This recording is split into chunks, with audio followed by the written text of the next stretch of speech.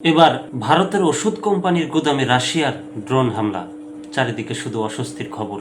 এ যেন চারদিকে অস্বস্তির মধ্যে একটু স্বস্তির খবর। যারা কিনা ভারত বিদ্বেষী বা ভারত মতাদর্শের বাইরে বা ভারত বিরোধিতা করেন, তাদের কাছে একটু ভালো লাগবে এই খবরটা। ভারতের ওষুধ কোম্পানির গুদামে রাশিয়ার ড্রোন হামলা। কালবেলার খবর। ইউক্রেনের কিয়েভে অবস্থিত ভারতীয় ওষুধ কোম্পানি কুসুমের একটি গুদামে ড্রোন হামলা চালিয়েছে রাশিয়া। শনিবার 12 এপ্রিল এ হামলা হয়। তবে এক্স পোস্টে ভারতে অবস্থিত ইউক্রেনের দূতাবাস দাবি করেছে রাশিয়া ইচ্ছাকৃতভাবে গুদামে ক্ষেপণাস্ত্র হামলা চালিয়েছে।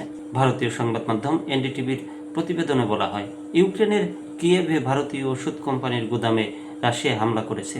এতে গুদামটির বেশ ক্ষয়ক্ষতি হয়। শনিবার ভারতে অবস্থিত ইউক্রেনের দূতাবাস এ তথ্য নিশ্চিত করে। দেশটির দূতাবাস অভিযোগ করেছে ইচ্ছাকৃতভাবে ইউক্রেনে ভারতীয় ব্যবসা প্রতিষ্ঠান লক্ষ্য করে হামলা চালিয়েছে রাশিয়া। ইউক্রেনের দূতাবাস এক্স পোস্টে লিখেছে, আজ শনিবার রাশিয়ার একটি ক্ষেপণাস্ত্র ইউক্রেনে ভারতীয় ওষুধ কোম্পানি কুসুমের গুদামে আঘাত হেনেছে। ভারতের সাথে বিশেষ বন্ধুত্ব দাবি করা সত্ত্বেও মস্কো ইচ্ছাকৃতভাবে ভারতীয় ব্যবসা লক্ষ্য করে হামলা চালায়। গুদামটিতে রাখা শিশু ও বয়স্কদের জন্য তৈরি ওষুধ ধ্বংস করেছে তারা।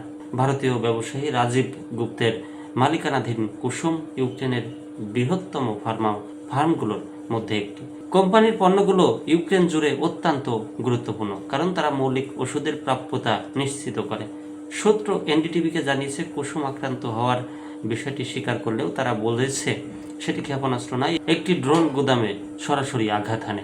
কিয়েভের পোস্টের আগে ইউক্রেনে নিযুক্ত ব্রিটেনের রাষ্ট্রদূত মার্টিন হ্যারিস একটি স্ট্যাটাস দেন।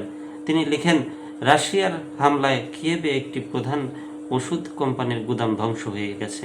তবে মার্টিন আরও লিখেছেন, আক্রমণটি রাশিয়ান ড্রোন দ্বারা পরিচালিত হয়েছিল, ক্ষেপণাস্ত্র নয়। তিনি লেখেন, আজ সকালে রাশিয়ার ড্রোন কিয়েভে একটি প্রধান ওষুধের গুদাম সম্পূর্ণরূপে ধ্বংস করে দিয়েছে। বয়স্ক এবং শিশুদের জন্য প্রয়োজনীয় ওষুধের মজুদ পুড়িয়ে দিয়েছে।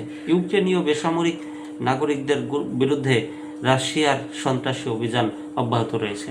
ইউক্রেনে নিযুক্ত ব্রিটিশ রাষ্ট্রদূত একটি ছবি পোস্ট করেছেন। সেখানে দেখা যাচ্ছে গুদাম বলে মনে হচ্ছে এমন একটি কাঠামো থেকে ধোঁয়া উঠছে। পাশে অগ্নি নির্বাপক যান দাঁড় করানো। প্রসঙ্গত, কয়েক মাস ধরে পুক্রোভস্ক শহরের দক্ষিণে সবচেয়ে ভয়াবহ লড়াই চলছে। দোনেৎস্ক অঞ্চলের এই শহরটি দিয়েই মূলত যুদ্ধাস্ত্র সরবরাহকারী ইউক্রেন। এখন রুশ বাহিনীর মূল লক্ষ্য নেভোপাভলিভকা শহর। তারা এখন সেদিকে অগ্রসর হচ্ছে। খেরসনেও জোরদার হামলা চালাচ্ছে মস্কোর বাহিনী।